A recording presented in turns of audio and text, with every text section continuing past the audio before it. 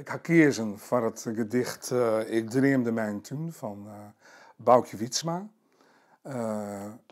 Boukje ken ik ook goed, dat moet duidelijk wezen. Maar dit gedicht heb ik al heel lang net meer lezen. Het is uit 87, uit Heeg-Gers. En in de situatie waarin ik nou zit, na het verlies van Sio, mijn man, die op 6 september zichzelf van het leven beroofd had, is dit voor mij een hele mooie metafoor eigenlijk van het leven wat wij handhaven, 24 jaar lang. Ik dreemde mijn toen van dij en mij, die diep en vredig wie, mooi lange skaden, stokroos en hemellof, vioeltjes langs de paden. Ik wie daar vaak, want do wie is dichterbij. Sliep dronken vleer, heldhaftig in zijn strijd, leeste bewijs van dwielzin en van dremen. Heel even maar een amper te benemen, roekte ik soms een lang vergeten tijd. En in de jest, voor het eerste giel en bruin, hienen wij blied de riepe vruchten garre. In ruiden kworren hebben ze bewarren. Zo werken wij te ger in uw stuin.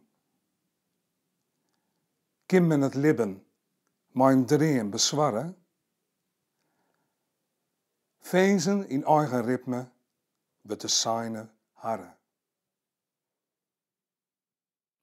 Het is ook heel treestend. Het jouwt mij ik een soort verstilling in mijn gedachten van het ongelooflijke gemis natuurlijk wat ik ha. En verdriet en is dit toch heel mooi. Is dit, want ja, hoe je het wendt of keren, 24 jaar te jaren is wel 24 jaar te jaren.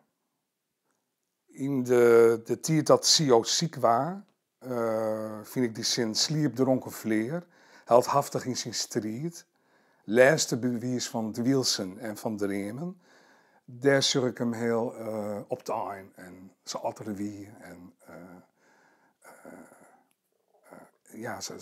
voor de ziekte, voor de depressie.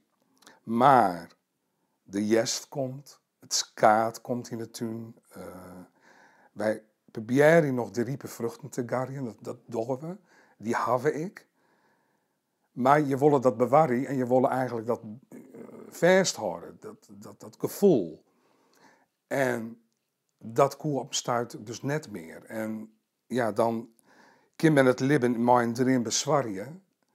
Ja, dat zou prachtig wezen, maar dat kind dus net. En dan fezen in een eigen ritme, wat de zijn harren. Dus ja, de deer komt dan. Verwacht of onverwacht, maar hij is er.